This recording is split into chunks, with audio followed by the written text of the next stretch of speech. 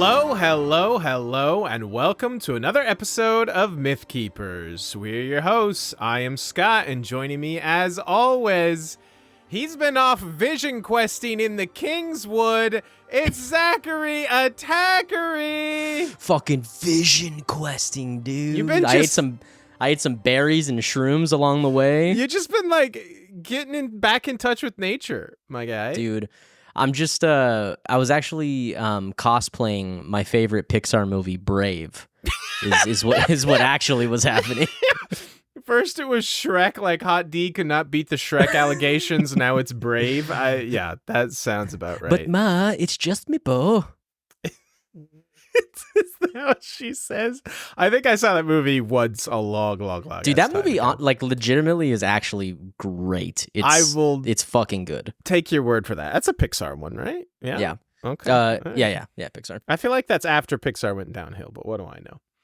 Anyway, we're not here to talk about Shrek or Pixar movies, believe it or not. We're here to talk about House of the Dragon, Season 2, Episode 7, the penultimate episode of this season, Season 2, entitled The Red Sowing. Zach. Dun, dun, dun, dun, dun, dun, dun, dun, I believe you're going to perfectly break down for me what exactly that title means.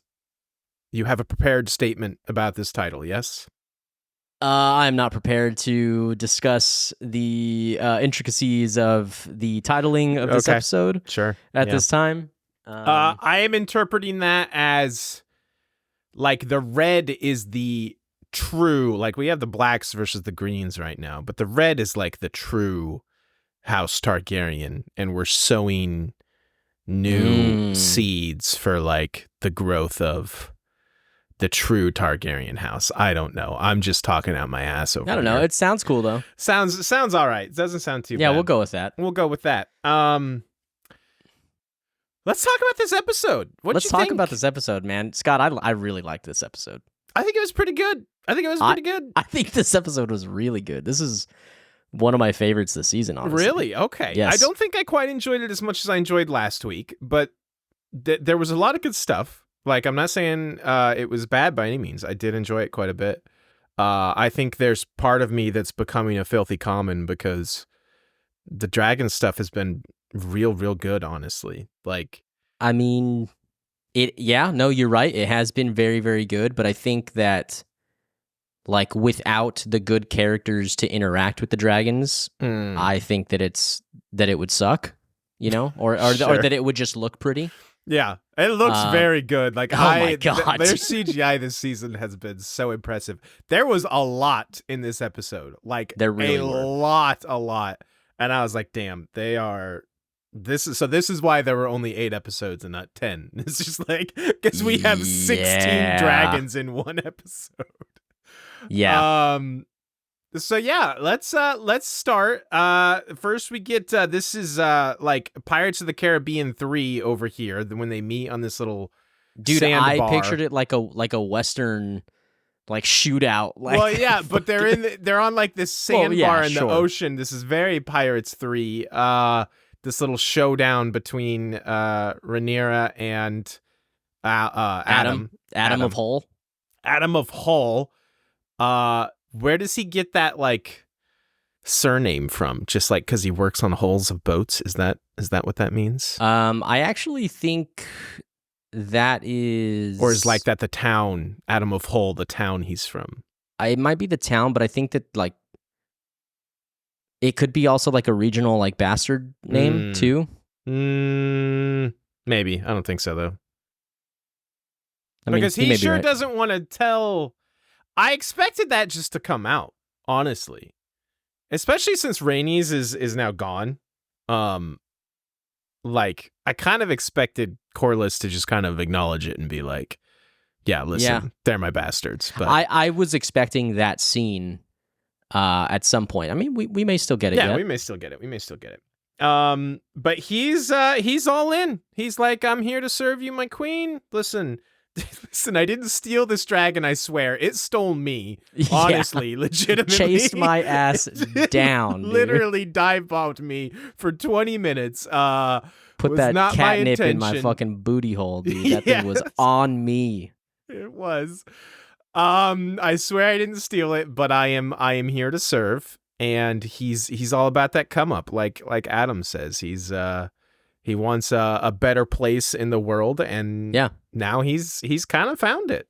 He's kind of found it. I really like Emma Darcy's facial acting. They just like every time, always like so much is happening with their face, and it's.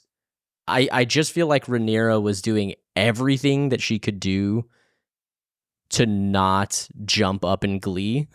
Yeah. in this scene. Trying to show some restraint, be like, yeah, finally something is going right. Fucking fine then. Let's go. Yeah. But dude, she's so stoked. No, man. definitely. She's trying to play it cool. Yeah. So I feel like I lost the structure of this episode very early on. You're gonna have to kind of lead me through here because I do not remember. I would say that, happened like, as far as this. The actual like beats of the episode, this is probably one of the better outlines I've done. Oh, I mean, good. I may miss things that like you want to talk about, but as far as like, I feel like every time we do this, I'm trying to talk about stuff that happened 3 scenes ago or 2 scenes future, and you're like, no, we're not there yet, bitch. So no, I feel like I just want to like talk about someone and talk about everything that happened to them in an episode, and you want to stick to, no, this scene was before that scene, and I'm like, right, we're talking about so and so now. Let's just get it done. Anyway, it doesn't matter. Okay, well, Alicent. Where do we go next? We go to Alicent, and Alicent is having her wound treated. Yes. And I think it's interesting that she has this scar there, which is basically exactly where she cut Rhaenyra in season 1. And then she's like, cool, thanks. Hey, this place is fucking filthy. I'm going to go for a walk. Also, I just got fired anyway. So I'm going to go, I'm going to go on sabbatical for a while. I'm just going to go find myself. Sabbatical. Listen, I don't have a job anymore. My son fired me. So I'm just going to get in touch with nature. My son. Garp. Monkey D. Garp. You're coming Monkey with D. me. Garp. Let's go. Dude, so I want you to know, I have always liked this guy back from Troy. Like, I love, like, he's like Achilles' right-hand man. Matt Daemon. Brad Pitt's like right-hand guy, right? Yes, and he pops up in a lot of like medieval pirate like type stuff. He's got that look. He's just always good. He does have that look down. Despite my mixed feelings about the way they handled Garp's character in the One Piece live action, I do feel like the actor himself did a very good job. So I was happy to see him here. Yeah, so this is, you sent me some info before the episode. This is he's of the Thorn house, Sir Alliser Thorn. Sir Alliser Thorn from Game of Thrones. Yeah, this is his like ancestor, huh? Yes, that's cool. Is. That's cool as hell. Sir Rickard is his name. Rickard Thorn. Hell yeah. Yeah, man. Dude seems like a baller. Honestly, like, can I just also say, like, it is nice to see a guy in Kingsguard armor that doesn't look like a fucking dipshit frat boy. Yes, it does. Like I see this guy and I'm like, yeah. He might be the only one the Greens have now at this point. He might be the only Kingsguard left. After what happens later. But no, Alicent's just gonna go have herself a nice camp out. She's just riding, sleeping, taking swims. I'm happy for her, honestly. Like she needed to get out of King's Landing and just have some alone time, I feel like. Those, if we're talking about that now, dude, those scenes are like extremely short and we don't get a ton from them. Right. But cinematography wise, man, those scenes are beautiful. They're very simplistic, but I feel like they do carry a lot of meaning, and yes, they look gorgeous. Also, the music was incredible throughout those scenes. The music was great. I mean, we say this all the time, this entire episode was especially great for the music. Yes. The scene where Rhaenyra's handmaiden is like going around King's Landing gathering up the bastards, I was like, oh, this music goes Dun, hard. dun, dun, dun, dun, dun, dun. It's that song. I can't get it out of my head. Okay, you remember it better than me. I just remember it being rad. No, yeah, I really liked, like, I don't have a ton to say about Alicent this episode other than, like, I'm just kind of glad for her that she's just kind of getting this peace and this alone time. Yes. And I hope she comes out of this feeling better. I don't know. I don't know what her end game is. That's what I was thinking is, like, yeah, these scenes are cool. They look great. I'm glad that she's taking a step aside. I hope that it means that we're gonna see some new, like, revitalized, fresh perspective version of Alicent in the next episode or moving forward in the story. Yeah, it's interesting. I mean, like, I see so much of the fandom, like, not liking Alicent because so many people struggle with, like, I guess, separating, like, the emotional response that you get with whether you like a character or not from, like, is this a valuable character to the story, and are they doing a good job in their role? And, you know, and I just think Alicent has been one of the standouts this season, alongside with Aegon and Jace. Always interesting. I truly don't understand how people dislike Alicent. Like, honestly, that baffles me. What happens next then? Yeah, so we get this short scene where his name is Lord Jasper. Okay, that's right, yes. And Larys basically are like, well, so Jasper's like, yo, I kind of heard some shit, bro. And since you're the whisper guy, I thought I'd, just let you pass it along. Yeah, you tell him. And he's like, well, hold on, what'd you hear? And he's like, well, I heard that maybe possibly kind of a little bit Sea Smoke has a dragon rider. And he's like, nah, man, you should tell him. Nah, you should tell him. Nah, dude, really, you could do it. It's all you.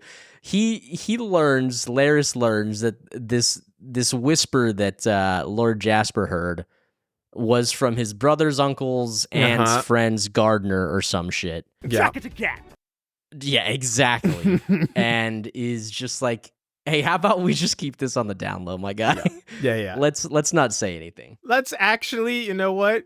Unless we can, verify this information, corroborate it, maybe we just, let it be on the down low. Also, I don't want to tell his ass. His ass is unstable. I really expected him to just straight up execute those Kingsguard fuckers, your frat boys. Because I feel like that would have lent some more menace to them, why they're, like, so hesitant to tell Aemond if he's, just down there executing these fuckers. For sure. I feel like that would have made more sense, but I don't know. I can still understand why they're, a little intimidated by old Aemond. Almond milk. Old almond milk. You don't want to drink old almond milk. No, gross. I don't want to drink any almond milk. I don't want to drink new almond milk, to be honest. Oh, dude, I like almond milk. Yeah, we've had this conversation. Gross. I like oat milk quite a bit, actually, too. Oat milk is all right. Oat milk is all right. I will go for some oat milk on occasion. Not my favorite, but that's the only one. I get oat milk in my lattes a lot. Okay. Nay! What else happens? Yeah, so is next... this Daemon next? No, so back at Rhaenyra's court, the old fuck, I forget his name. He's old pissed. Fuck? Oh, yeah. He's like, commoners, basically he's upset that commoners should not be allowed to take dragons. And he's also... Which is like everyone except Rhaenyra this episode. Right. And Corlys, I suppose. He's calling Adam of Hull a thief, saying that he needs to be, like, held accountable. He can't steal a dragon. And then they ask Corlys, well, what do you think? And Corlys is like, bro, this is, like, up to the queen. Yeah, like, we need to wait to hear what she says. And Jace is like, okay, well, where is the queen? Where is my mom? Yeah. Well, she said she's not going to be here. I don't understand this, by the way. Yeah, I don't. Why do you not? This is why your council doesn't have faith in you, Rhaenyra, if you're just not going to show up and explain to them what is going on. Yeah. Like, what's the point of that? Why are you having secret meetings with Massaria? What is... I don't understand that. Like, come to the council and explain to them, no, this is what's happening. He didn't steal it. This is what we're going to do going forward. Just tell them. Yeah. Yeah, absolutely. Yeah, so let's see here. In this conversation with Massaria, however, Massaria does explain, listen, dude, if you're okay with a lowborn doing this, honestly, there's Targaryen bastards everywhere in King's fucking Landing. everywhere. You can't walk 2 steps without kicking one accidentally in King's Landing. Yes. So then Rhaenyra's like, all right, bet. Let's do this. Mm-hmm. We get this very short interaction between Corlys and Adam of Hull, where he's like, hey, so you're a dragon rider. And Adam of Hull's like, sure yeah, am. man, I need to request leave to go back and tell my shipmates, hey, you guys got to find someone else. And Corlys is like, bro, yeah, you're good, man. Yeah, you're good. I really expected there to be more to this conversation, but then Corlys is like, all right, see you later. He's just peace, like, I'm out. He just says, well done. Yeah. And then leaves. And like, then he's gone. I think this is trying to convey like, hey, I'm proud of you. You've made something of yourself, like on your own. I don't know. I don't think I love Adam's actor. I haven't figured it out yet. He's fine. Like, I don't like him as much as Alan. Like, I really like Alan's actor a lot, but right.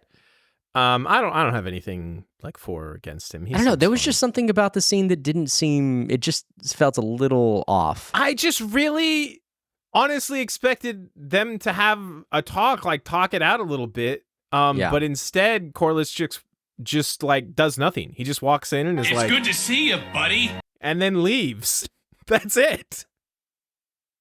He doesn't do anything. That was incredible. Like, what timing? You're becoming a menace with this fucking thing, dude. I'm getting my timing down better. Dude, you've reached a new level, bro. Oh, thank you. I have to like set my punchlines up in advance and really think about them. But no, I expected more of a convo here, and maybe we'll get something more down the line. But I think you're right. I think it is just meant to be like a little bit of validation for Adam. Because Corlys talks to Alan later and says, kind of something similar, like, or does Alan say it like, my brother always wanted more, and now he's got it, or what have you. But I called this. I knew you were on board that Alan is also going to be a Dragon Rider bandwagon, and I was like, nah, I don't think so. I think he'll stay on the sea with Corlys, and it seems that's the way it's going to go. You're right. I probably should have called that, to be honest. I think it's just because I like Alan that I was like, nah, he's got to get a dragon, man. Right. You just wanted to see Alan on a dragon more. No, I get that. Yeah. I get that. Okay, so after this scene, Scott, we get to talk about Harrenhal. Oh, okay. Yeah. Big Harrenhal sequence. Ooh, man, I really enjoyed this stuff. Really? Okay. I was kind of... Oh, dude. I adored it. Okay, except when Patty's on screen, then I'm locked in.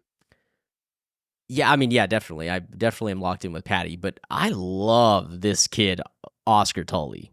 Oh, yeah, he goes kind of hard. He's a fucking baller-ass kid. He is. Yeah. He's just constantly insulting Daemon to his face. And I appreciate that so much because he kind of knows he's got Daemon by the balls. Yes. Like, if Daemon wants his army, he has to kind of just go along with whatever Oscar says. Exactly. And Oscar understands that and just kind of lets him have it. For somebody who doesn't know how to play this game, he's absolutely doing works okay. This. Yeah. So the Tullys arrive at Harrenhal. I made a note. The music here is fantastic. Mm-hmm. Young Lord Oscar Tully is reasonably on the fence about Daemon. And through a little bit of back and forth, he does relent and say that the Riverlands are held together by oaths, and we swore an oath to King Viserys. He also says, well, hey, doing this and getting all the River Lords together might be a challenge. Mm-hmm. And Daemon says, well, why is that, young Lord Oscar Tully? And young Lord Oscar Tully is like, well, listen, bud. Because you're a I don't fucking know. asshole. Yeah, he's like, I don't know if you noticed, but I took this seat like 2 days ago. Uh-huh. Nobody knows who the fuck I am. And also, everybody fucking hates you, my guy. Yeah. To which Daemon responds, if I recall correctly, you're an asshole and everyone hates you. yes. To which Daemon responds in Daemon fashion, I don't need their love, I need their swords. Yeah. So then this conversation moves outside, because Simon is like, dude, they really want to see you right now. Like, have you seen me? I can't do anything about this. Please get out here and handle this shit.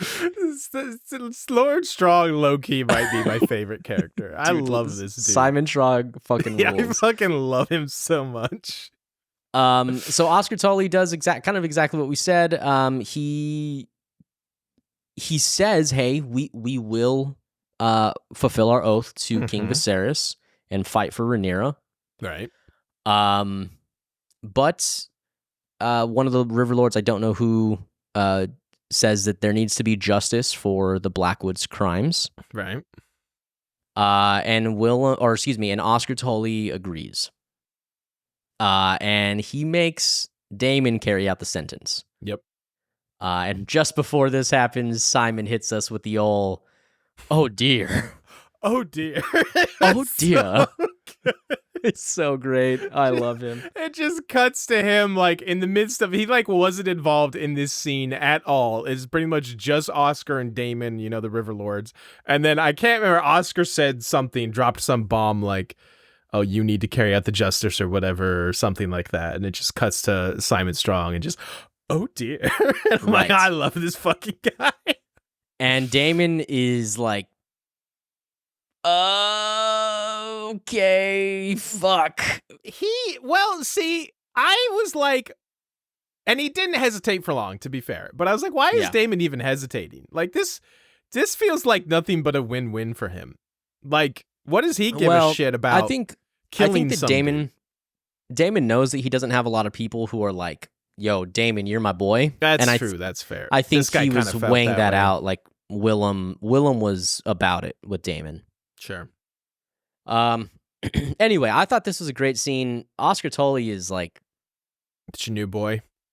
I really, really like this kid. Okay. Yeah, he did a great job.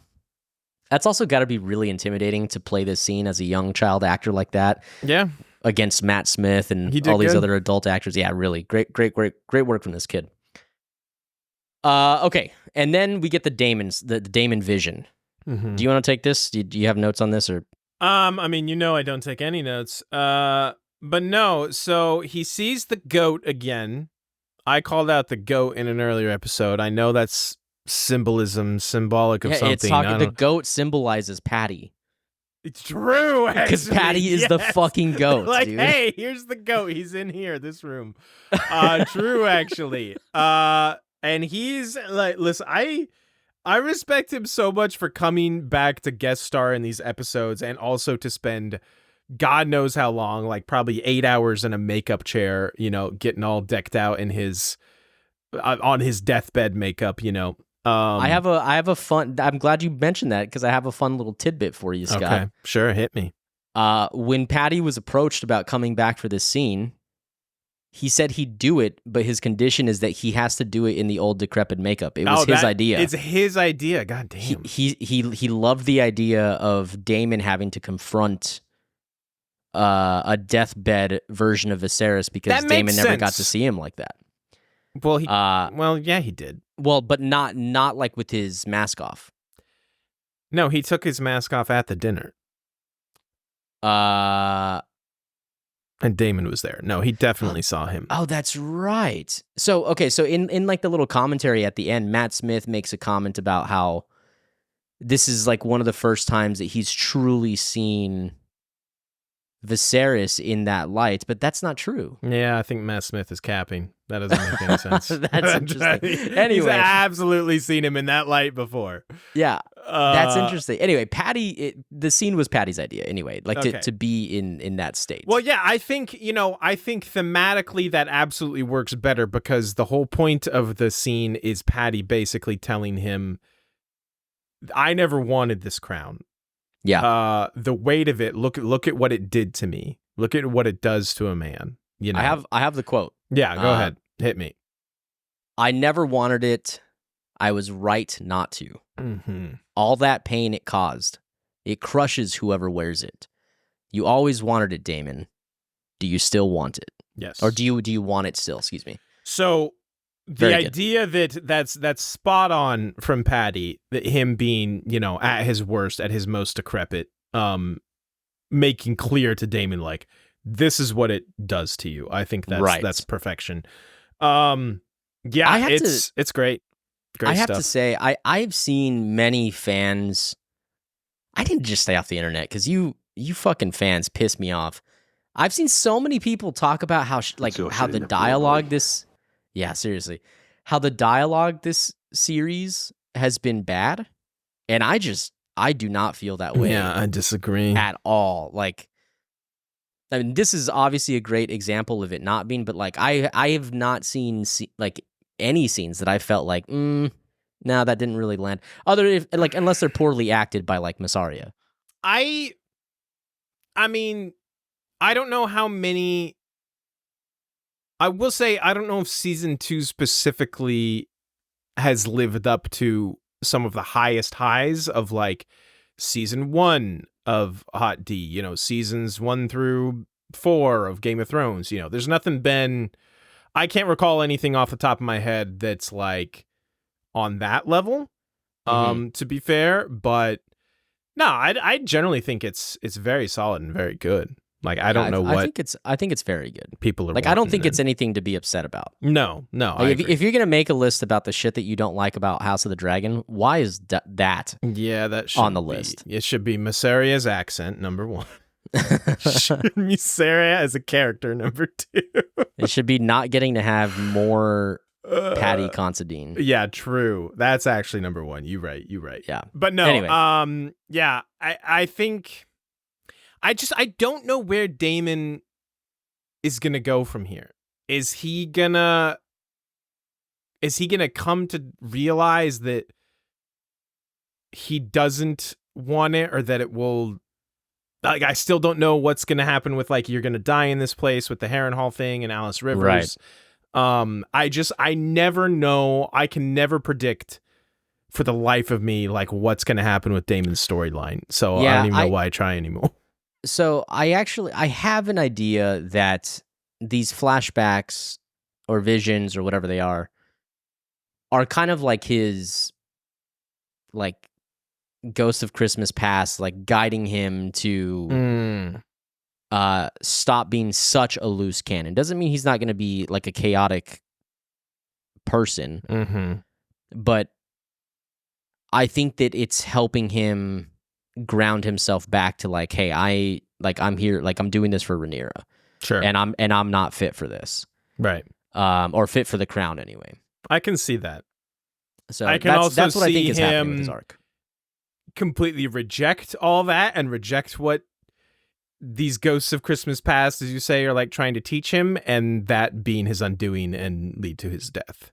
Right. That's I can also see happening. So here's a couple things. Like, last episode, we talked about this a little bit, and I don't want to spend too long on this, but like, we talked about how, or I mentioned how I'd been pretty growing weary of the Daemon scenes in Harrenhal. Right. And I believe get his ass out of Luigi's mansion were your words.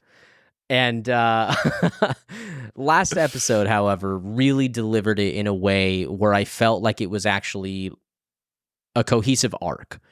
Sure. Because his last vision ends with him, I mean, sobbing like uncontrollably, saying he's sorry, and like he's he's getting to that point where he's realizing, like, I have made some serious mistakes, and I'm hurting the people that I love and that have loved me.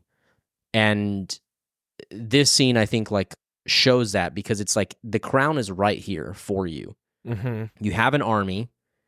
You've got God damn it. This stupid thing. You have an army. You have what's his name? Meraxes? No, Caraxes. Caraxes. Like, here you go, man. Like, go do your thing. But I also feel like some of the words of Lord Oscar Tully were like, hey, we're doing this, like, we're aligning and pledging ourselves to the oath that we made to Viserys to support Rhaenyra. Right. And by extension, you as her king consort. Yes. So I just feel like there's the proper, like, work that's been put in to show, like, that his arc is closing that way. Could he still be, crazy? Sure. I think if that was to happen, though, I might be a little upset, because I have really enjoyed this arc. Especially the way that, like, Lord Oscar Tully made that sound is like, I don't know what he could possibly be thinking if he thinks he can get to King's Landing, declare himself king, and then be like, no, that's all me, not Rhaenyra. Right. Like, you can take your place on my side, and not understand that everyone will turn on him, including his own army, Right. So he has to understand that, but it's Daemon, so then again, you never fucking know. Yeah, no, you're absolutely right. I mean, that's very true. Anything else about Harrenhal? No, that's everything. What is that? Do we pretty much get into the extended end sequence then here? Well, I guess there's the gathering of the No, so we get Aegon trying to walk on his crutches. Oh, right. Yes. Short scene, but Tom Glencarney never fails to deliver. Is Larry just so, like, proactive about this because he wants Aemond out? Well, yeah, but, like, yeah, I guess that's what it boils down to. I was wondering if, like, he thinks, like, Aegon needs to flee. I don't think that. But you think he just needs to be able to be strong enough to, like, go to council meetings, for example, so Aegon can take back over? Yes. Okay. Yeah, because he knows he can manipulate Aegon. He can't manipulate Aemond. Yeah, that's probably true. Yeah. He is a dirty toad. Yes. And a chode. Dirty toad chode. Gotta love that. True. Yeah, I really my main note here is no matter how big or small the scene, Tom Glencarney always delivers. I am just such a fan of this guy. I fully believe that his ass is in pain. Like, he's doing a great job of portraying that. 100%. All right, we cut to Corlys. He visits Alan, tells him, "Hey, your bro, he got a dragon." And Alan's like, "Dude, good for him." Good for him, man. Corlys does say, "Hey, listen, man, it could have had to do something with your all's bloodline. If that's the case, like, you could try if you want." And Alan tells him, "I yearn for nothing else. I am of salt and sea." And he's a seaman. He is a seaman.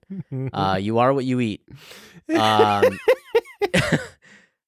I do think it's funny that Corlys, he does kind of have this funny, like, amused look on his face when Alan says, "I yearn for nothing else. I'm of salt and sea." Corlys is like, "Okay, bro, you can go now." It just looks very like, bro, you could have a dragon, my guy. But okay, all right, if that's what you want, go ahead. No, I think Corlys is like, all right, that's my guy, right? Yeah, here. I think Corlys loves This is him. my true son. He's staying on the ocean, brother. Yeah, I think that's more what it is. Dude, I said this last episode, but Alan's voice is so sick, bro. Yeah, hell yeah. Like I said, I like his actor a lot. I think he portrays a lot with a very minimal performance, and I think he's good. Yeah, definitely. Okay, very, very quick scene. Rhaenyra is about to head out for the Free Cities. And she's like, detour. Yeah, she's like, hey, this could maybe possibly be my only chance to ever do this. Right. And takes a detour to go look for the dragon. Do you think this is just like, is she doing this as like a quick, has she planned to like send them ahead, and is she going to just stay in the Vale on her own and either take this dragon or not? Or is she just like, hey, maybe I'll do a quick cheeky check for this dragon and then I'll go join them at the boat or whatever? It certainly seemed like she's gonna try and go do this and like go catch up with them, right?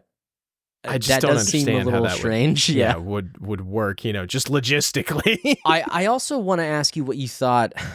Like, what was the outcome with her parlay with the errands? It's a great question. I feel like we could have got like 6 less Missaria scenes and a couple more scenes with her in the Vale, kind of figuring that shit out. Scott, I also do not like Missaria, but she has been a big driver of events in this season. So, like, we've needed those scenes. I mean, kind of, sort of, but don't you think we also needed a scene of exactly explaining what your question is here? I mean, yes, but just are the errands going to help fight or not? Yes, that's what I want to know. Yes. We'll see. Yeah. Anyway. That's a great question. Would have been swell to have it answered. Mm-hmm. But no, I think now that I think about it, I think she's intending to just get this dragon or die trying. And she's sending off those others to the free cities and is just like, nah, go on without me. Aegon and Viserys? Yeah. True, yeah. That is their names, in fact. Yep. Mm-hmm. Hooray for Targaryens. Love it. Yeah, interesting. Anyway, okay. We already talked about the Alicent stuff out in the country. Okay, so Jace. We get a pretty great scene here between Jace and Rhaenyra. Jace kind of losing points this episode for me. Yes. I can understand his emotional response, but he's been such a pragmatic character. Yes, very, very pragmatic to this point. Yeah. So this disappoints me a little bit in that aspect because it's like, hey, pot, calling the kettle black over here. Like, this was your idea. These are lowborn scum bastards. And I'm like, brother, you know what you are, right? That's just like, okay, I didn't you're love being that a from little him. insensitive. I know, and I understand his emotional response to it, but him just being upset because I'm not gonna. Well, he's mewing, by the way. That's the other thing that has upset me. I can't unsee him mewing now. Thank you for that. Yep. While mewing, just being like, I'm not special because I have a dragon anymore. Now any old asshole can have a dragon, and I'm just like, Jace. He does call them mongrels. He 100% called them mongrels. That's not so okay, Jace. You fucker. What are you doing? Okay. Quit mewing. Let's talk about the emotional response here. What exactly? So I have a quote. So first off, he's upset. Rhaenyra's letting lowborns claim dragons. That's what's happening in the scene. He comes in. He's pissed off about it. And then he hits Rhaenyra with, did you think I would have dark hair? Did you not think I would favor him when you took Harwin Strong into your bed? Uh-huh. And he's essentially, I'm going to say what you said, just without the stupid accent. He's basically saying, hey, like, I have been able to prove my worth and legitimacy and Targaryenness and purity or whatever you want to call it because I have a dragon. Mm-hmm. Do not strip me of that too. And I hear what you're saying, Scott. Like, he has been pragmatic. It does suck to see him like fall into this, but also he's just a boy. Just a boy. He has really, really, really had to play it strong for losing his brother. Good pun there. Yeah. For losing his brother trying to support his mom, feeling cooped up and going to make things happen on his own. Like credit for all that stuff. That's true. He has not got much support from his goddamn mother. He has not got any support, and he's like at some he needs that. He's got Bela. Well, she's in Driftmark a bunch, I feel like. Yeah, and that's also so difficult too, because Bela, like, she is so good at what she is. You know what I mean? Like, speaking of, I feel like we could do with some more Bela Jace scenes. We absolutely should get some more Bela. Yes, you're absolutely right. I would love to hear them have a conversation about this. Yes, I would love to see more of their relationship, like, because what little we have gotten of that has been great. I could use more Bela in general, to be honest. Yes, she's awesome. She's great. That's a character who, like, I can't think of a single scene where I'm mad at her or like thinking, what are you doing? She's like just locked in at all times. So good for her. But no, yeah, listen, I sympathize with what Jace is going through emotionally, but again, I'm just disappointed because he has been so pragmatic this season. He's been getting shit done.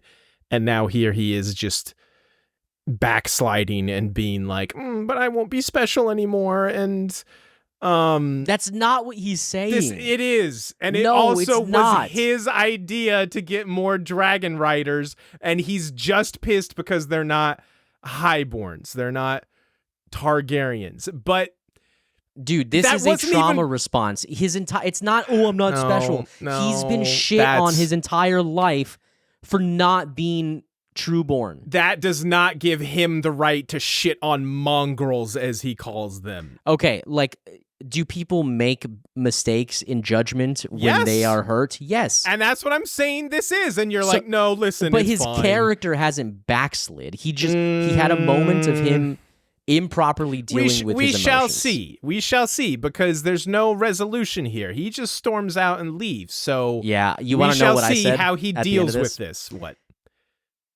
When this scene ended, I was like, I think Jace is gonna die because of the whole heir thing. No, because I think the fact that there wasn't any like great resolution here, like, I think he's gonna like act out like in a big battle and him die without that resolution. It would make sense because, like, he is just straight up a bastard. Like, him being the next king would probably not be, like, I don't know, long-term thematically the best. Like, I guess I'm saying, like, the true-born, her and Daemon's sons, whether that's Viserys or Aegon, which one is older? Is it Aegon? I think it's Aegon, yeah. Would probably make more sense for the bloodline going forward, if you see what I'm saying. Like, the fact that the Targaryen bloodline is still strong up until we get to the point where Robert overthrows them and all that. Right. Because otherwise, the Targaryens are just going to be a bunch of brown-hairs by the time it gets to Robert and everything. Right. So you might be right. They're going to be a bunch of mongrels by that time. They're going to be a bunch of filthy mongrels. Exactly. Dude.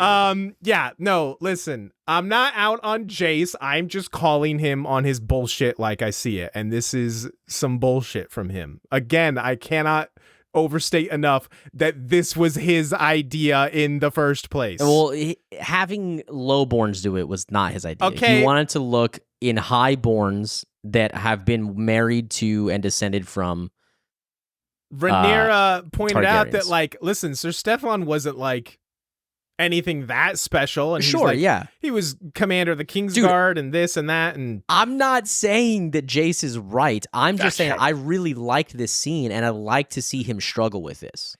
It adds complexity. I'm just saying it's not great. Also, just him, the things he said, not great. And like I said, I'm just upset because he had been killing it and I love him. And now he's over here mewing and pouting and I'm just not happy about it. I fucking hate you. All right, moving on. Okay. So I can't remember where it was at, but we get this really beautiful scene somewhere in some of the stuff that we've talked about where Oh no, it is here. It is here. I'm sorry. Yeah, no, this is what's next. We get the scene of the woman going through Flea Bottom. Yeah. In King's Landing. Really good music. Excellent music. Dun, da, da, ha, ha, ha, ha, ha, yeah, you nailed it. Yeah, I mean, like, we're gonna get copyright claims because of how spot on you are. That's what I'm saying. So she's seeking out Targaryen bastards. Uh-huh. And we get this pretty good scene with Ulf. Ulf, the Dragon Lord. Yeah, that was very good. In the pub with his boys, and they are like hyping him up, but also kind of shitting all over him. Also, like throwing him to the wolves. Yeah, I love how he's like, I would, but my old I college got this injury. Back in '82 when I was quarterback for the King's Landing Dragon Riders. I had messed up my knee and I've never been the same. I'd love to do it, but this so injury's funny. Been bugging me, man.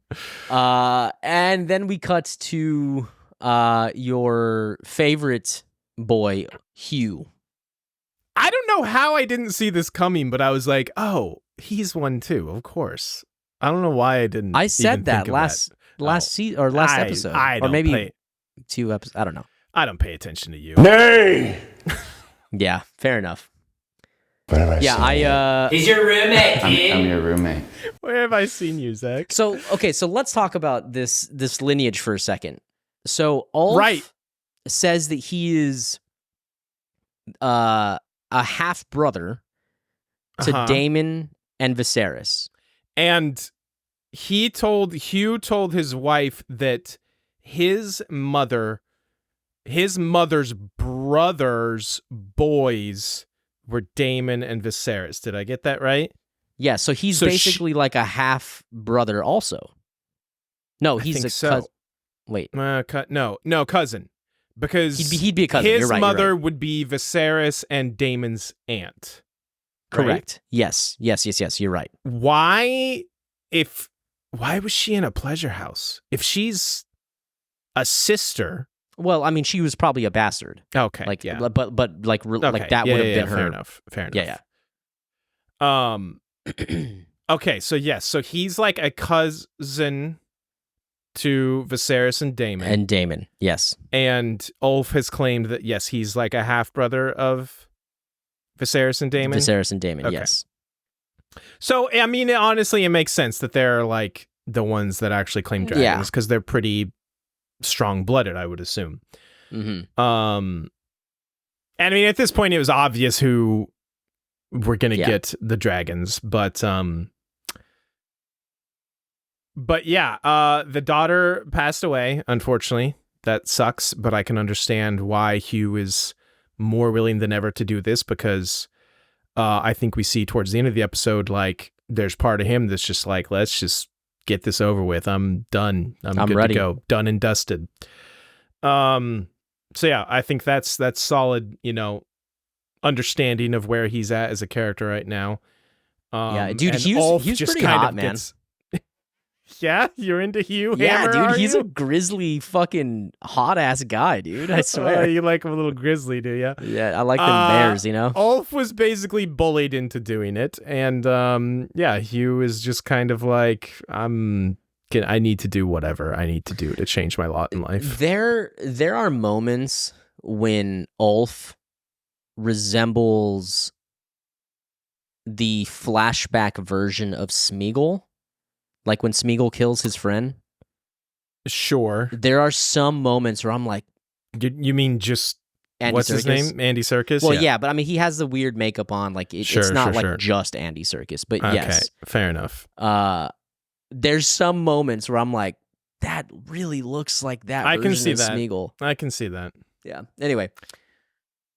I feel like... So we go to Dragonstone now, and...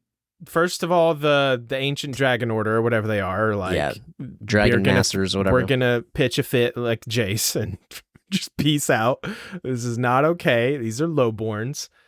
I can understand it from them. Yeah, from them. This is like literally like religion to them. Yes, like this 100%. is their order. Yes. No, I fully understand that.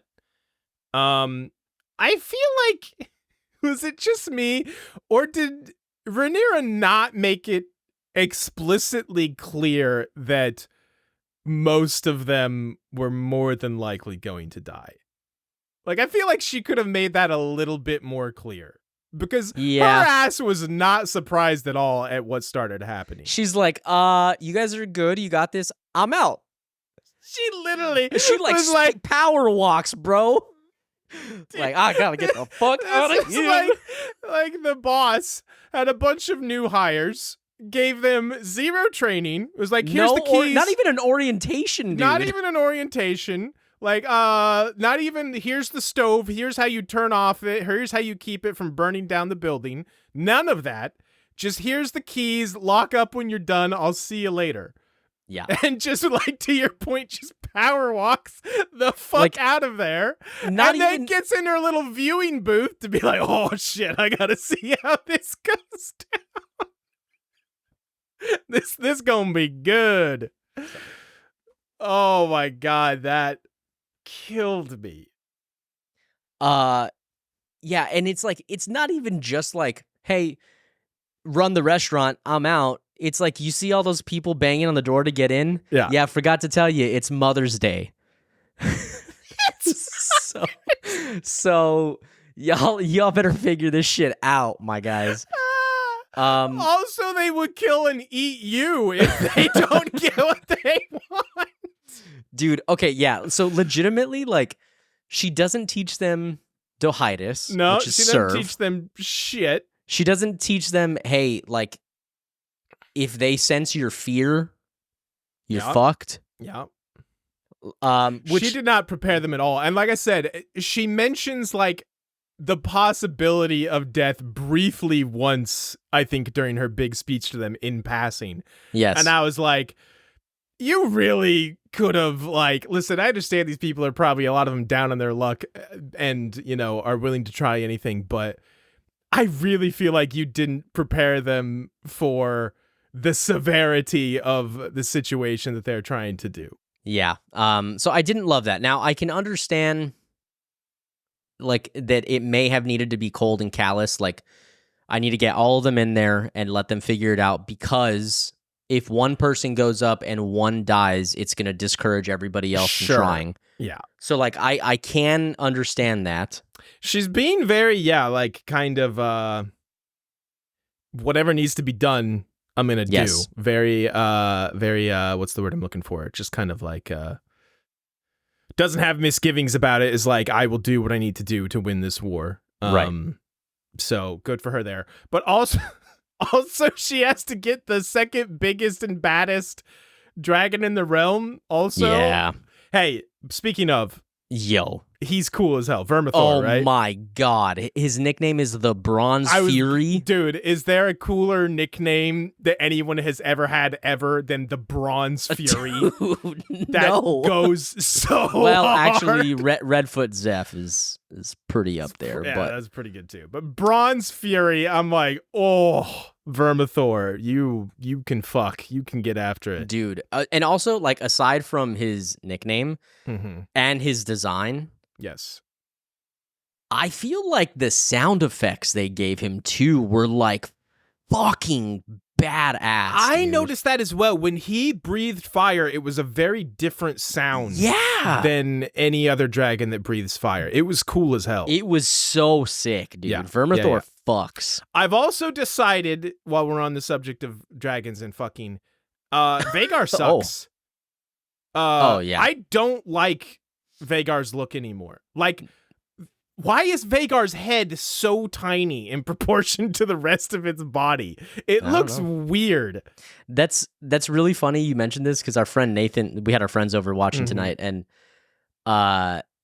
Nathan was like, I don't like Vhagar anymore. Vhagar looks like a fucking crusty ball sack or something like that. Spot on, Nathan. I'm 100% with you. Because the other thing I'll say, I'm kind of jumping ahead a little bit here. Despite me gassing up Vermithor and the Bronze Fury, Silverwing also looks sick as fuck. Silverwing is my new favorite dragon. Like, when Silverwing starts flying over King's Landing, I'm like, this is the sickest design of any of the dragons. It looks like Red Eye's Black Dragon. Without the red eyes, but like the black, kind of, sort of. But I mean, he's more silvery than black, though. Well, You know, the name I thought he was- Silverwing was, well, a no, little bit of but a like tip I thought off he looked more like charcoaly, but okay. Yeah, it was really in like there was a very sparkly sheen in like the wings specifically, and I think that's why they call him Silverwing. No, he looks sick as That hell. would make sense. Yeah. Silverwing, I think my new favorite, just decides to, I don't know how much control old Ulf has. So if Silverwing just decided it wanted to take a joyride over King's Landing, I think that's cool as hell. I have a I don't know. I was trying to figure that out too. If it was like was that they planned? sent him Right. Rhaenys like- kind of made it seem that way. Or not Rhaenys, Rhaenyra. Rhaenyra? Yeah. But I kind of feel like he was just experiencing the joy of flying a dragon, and it just kind of happened, and Rhaenyra was like, let's take advantage of this if we can. Right. I really thought, okay, so when all the shit starts going down, and Ulf grabs the torch and stumbles off, I'm like, okay, so for sure what's going to happen here is Hugh will claim Vermithor because he's stumbling off into the cave somewhere. He will find a different dragon and bond with it. But then when he accidentally stepped in the dragon eggs, I was like, oh shit, actually, like, surely this dragon won't forgive him for that. This dragon's going to kill his ass. But no, then it was like, it's fine. I didn't need those eggs anyway. Yeah. You can make some fried eggs now. Yeah, we'll make some fried eggs. It's fine. I'm rewatching because I'm like, you're right. It is like, it is more silver. I guess it just looked black, silver, like in the dude. dark in the cave scene. Yeah, that's because it was dark, my dude. Yeah. All right. That's how things work. Does look good. Okay, dude. I don't know if I want to say it here on the podcast because I really want to just make this meme and send it out, but I feel like I can't be the only one to have this idea. When this scene was happening, the only thing I could think about after Rhaenyra is like, hey, the rest is up to him now. Peace out. I'll see ya. And power walks past. Is I had a vision clear of day as like photoshopping Vermithor's head onto like the American Idol judge's body and just being like, that's gonna be a no for me, dog. I was like, that's the shit right there. Just him having an American Idol style audition for all these fuckers. Dude, was so funny. Okay, let's actually talk about this. So all hell breaks loose. Mm-hmm. The first guy. Sorry, dude, you had no shot. Sorry, my boy. You're not pretty enough. Yeah, we are sorry, but yeah, it just wasn't gonna work. Have you seen how hot Hugh is? It wasn't gonna be you. Yeah, you're not gonna be a main character when Hugh looks that hot. Yeah. And yeah, I immediately started thinking, man, this is really fucked that Rhaenyra just kind of threw them all in there. But yeah, you know, it starts to play out. Everybody's getting burned, and you talked about this already, but the fucking design of this dragon, the CGI of the people on fire, or just the CGI of the dragon and the fire coming out, the sound effects just so fucking good and intense and believable.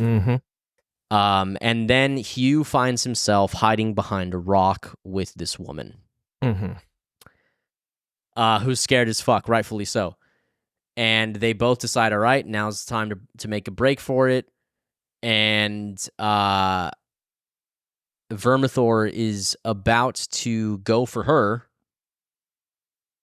when Hugh stands up and is like, yo, I'm over here, basically. You know what I think happened there? Hugh saw that Vermithor had a bag of food and was about to go just like punch him out for that food. Dude, the fucking haymaker, bro. He's like, give me your fucking food, bitch. Bro. Yeah, honestly though. Yeah, I mean, look, like when I said what I said, about like how it's fucked that she just threw them all in there. When I said this to Amanda earlier, she was like, well, I mean, like you can't like Can't make an omelet without breaking a few eggs. no. That'd have been great if Amanda had said that. I think what I had said specifically was like, you're not even gonna tell the group like, hey, like you need to like stand your ground and like stand with confidence and like not run away scared. Uh-huh. And Amanda was like, well, no, because if you want this dragon to naturally pick one of them, it has to be one of them that actually has the courage to stand up to it. And I'm like, yeah, but like when a fucking Targaryen goes to claim a dragon, that's not how they do that shit. Like they prep them. Like they try and help them. They know High Valyrian. They have the dragon people religion, whatever they're. Yeah, it's this really reeks of like desperation by Rhaenyra, because even she goes into this room to talk to them, and the dragon people like, hey, are like, peace, we're out, does not dissuade her at all. She doesn't delay. She doesn't try and figure out a way to like, hey, is there any way we could do this more safely or like one at a time or anything like that? She's like, nah, hey, everybody, pack your lunches. We're going now. Yeah. It's listen, I don't hate it from Rhaenyra's perspective, because I'm all about the taking the pragmatic course to do whatever you need to win the war. Yeah. But it's also like, is there going to be some acknowledgement of this? Like, by... that she just sent 50 people to their death? Exactly. Like, maybe by Mysaria, for example, who is like... the champion of the small people? Of the small folk. Exactly. I hope it's a there's good call some out, Scott. repercussions for that, because again, I don't blame Rhaenyra for doing what she's doing. She kind of is doing what she has to do, but I want it to be acknowledged that she sent 50 people to their deaths, like straight up, and knew it was going to happen. I have had some book information, stuff that's happened in the past, like, so nothing that's been a spoiler or anything like that, talked about on my feed, and it kind of plays a role or has some context in this, and I'm curious what you think about it. There have been book fans who have been upset with the fact that like a lot of the bad things that have happened surrounding like Rhaenyra and Team Black and like their doings, they have been from other people making those decisions. Like, for example, like Jaehaerys getting killed was Daemon's doing. Right. And whereas in the book, apparently that was like Rhaenyra called for it. Right. Basically, like the show has been trying to put Rhaenyra in the best possible light. Yes. I've heard that as well from book readers. And I know that there's other examples, just that's the main one that comes to my mind. So I am curious, like, if this is, supposed to be like, hey, like she does actually do some bad shit. And we're getting a little glimpse of that. Now, to all the people who like have felt that way about the books, again, not a book reader, so if I am misunderstanding, I'm open to the criticism. But from what I've been told and from how I understand it now, is that this section of the book is written from the perspective of a maester who is biased. Right. It's not a true recounting of history. It's literally like if you went and picked up a scroll in Old Town or in King's Landing to learn about this, like there's going to be bias from it. So that is not the correct history, or not the history that is black and white. Whereas now we're actually seeing the events play out, and you should take this as the truth. So maybe Rhaenyra isn't the one that orders Jaehaerys get beheaded, right? Right. See, that's why this is getting into like, is it changing something or is it being its own thing between the book and the adaptation again? But it's just like, I hear what people are saying about like, oh, they're trying to make Rhaenyra the good guy and put her in the best possible light.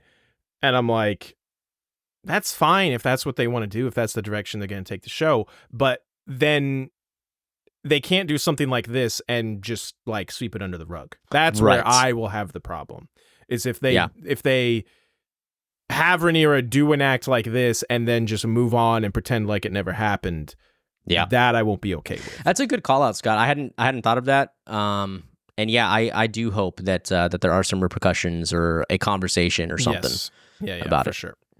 What happens next?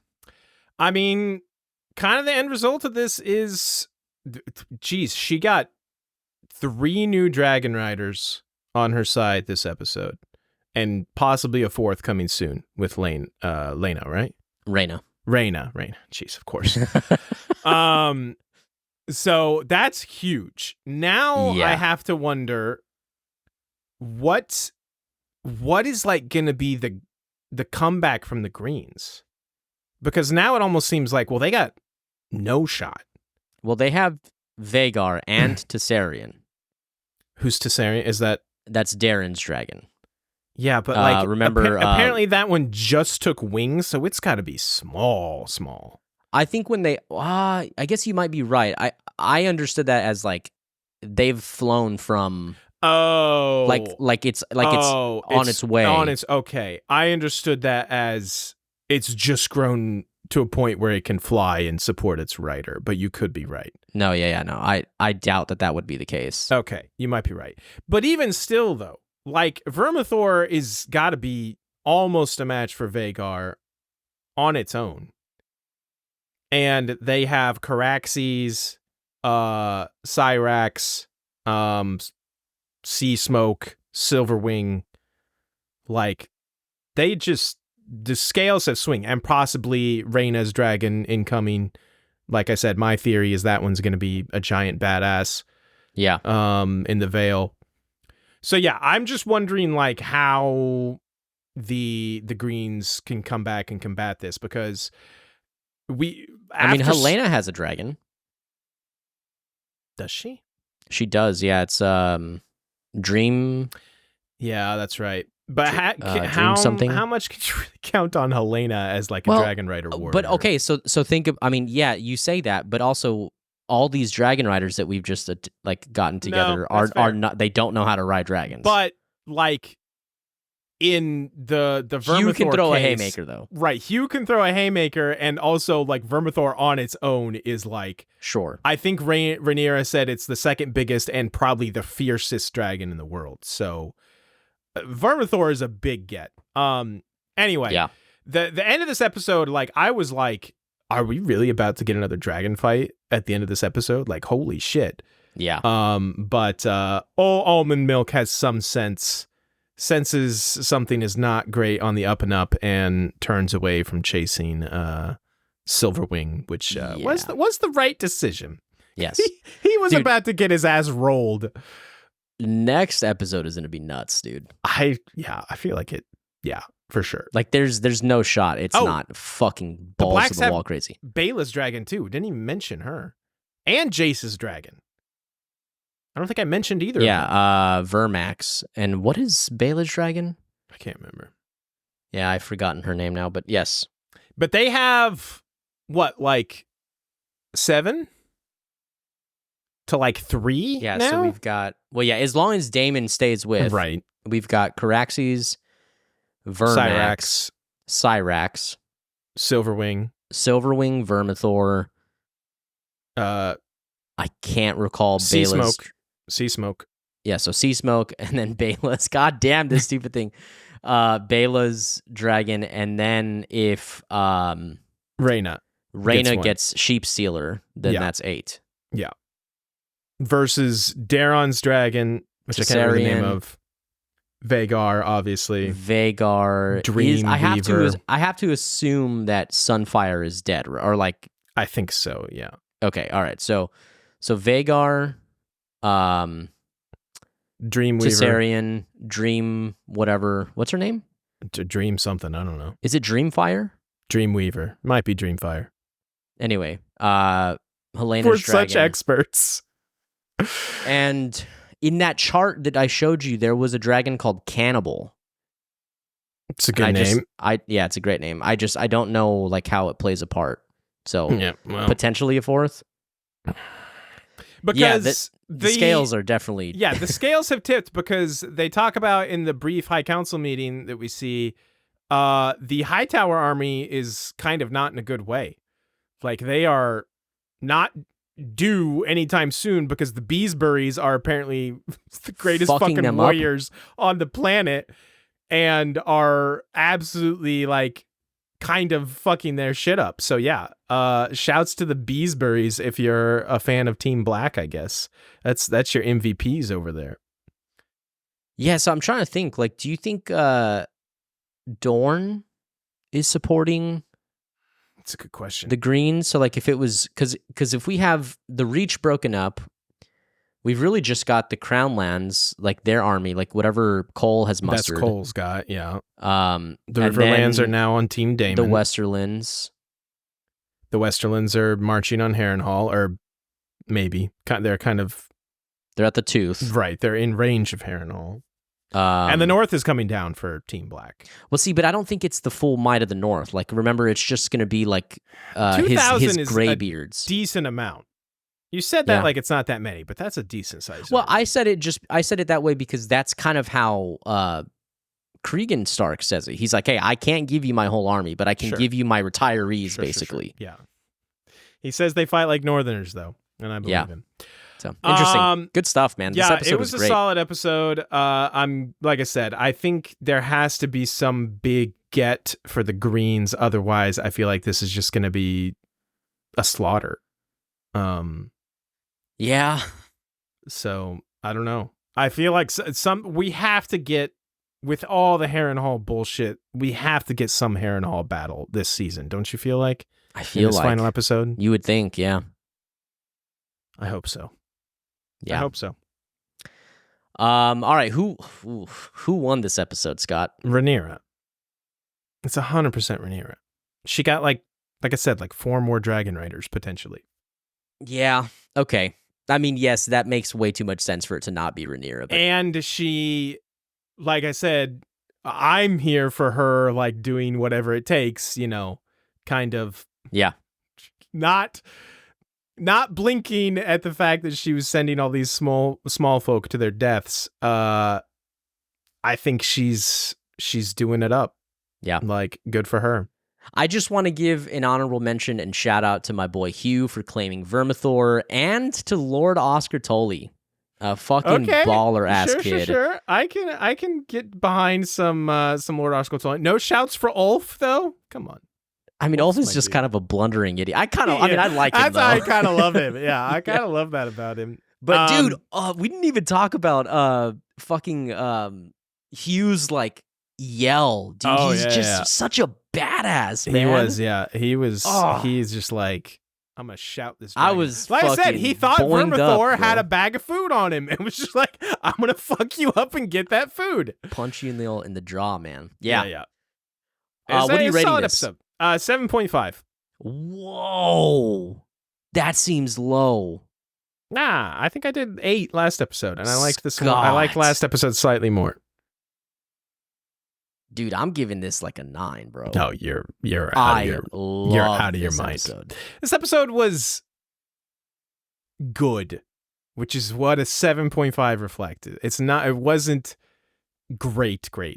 No, I thought this episode was very good. You liked the Daemon stuff a lot more than I did. I liked everything. Like, truly, I liked everything. There wasn't a scene that I didn't enjoy here. This whole episode was great scene. Incredible music, incredible CGI, incredible cinematography. It was fantastic, dude. I don't, there was nothing that like blew me away. There's nothing that is jumping out in my mind of like, this is a scene I will remember for forever. Like the last sequence, maybe, just because it was very exciting and action-packed, but there wasn't a scene that I'm like, this is a scene that goes down in the World of Ice and Fire like history books as a phenomenal scene. I understand. It was just what you're very saying. Good, very solid. Here's the thing: is like I think it's better than an 8.5, but we're doing half scales. Like, so I'm gonna say 9. Like, if I say, I would maybe give it like an 8.8. You know. But you do whatever you want. Like, listen, we have no rules here. 8.8. We haven't done. We've always been doing 0.5s. It's true. So I'm just gonna stick with it. I'm gonna say 9. I thought this episode was truly great from front to back. Like I said, I think it was very good. I don't have any major problems with it, but nothing it did like it's gonna stick with me forever. You know what I'm saying? Okay. Well, teach his own. Teach their own. True story. We don't disagree enough. Listen, guys, everybody listening and watching, first off, we want to say thank you guys so much. Thanks for spending this time with us. If you haven't already figured it out, we probably should have said this at the beginning. We do this every week. We're talking House of the Dragons every week that this comes out. And next week is the finale. Hell yeah. Can't wait. The Fiend. One more episode and then 2 more years of waiting. Yeah. Yeah, and if you are just finding us, we are also discussing the ACOTAR books. Scott and I are reading those for the first time ever. We are on book 2 currently. We're putting those episodes out bi-weekly, having a ton of fun with those. So stick around, go check those out. We also would like to give a very special thank you, Scotty, if you can hook us up. Hell yeah. With our patrons, please. We have Sarah, Hannah, Kristen, Emma, Terrence, Andrea, Jenna, Allie, Chaz, Jen, Nathan, Dom, Jordan, and Nico. Thank you guys so much. They love are you guys. our supporting patrons, and we love them the most of all. But hey, we love everyone that is listening, watching, supporting us in any way that you can. Tell a friend, like the video, leave a review, do all that stuff. We'd love you and appreciate you for it. Saki boy, was there anything else? I think that's everything. We'll see you guys next week for the finale. The finale. The finale. Find out next time on Dragon House of the Dragon House of. Nailed it. Got it.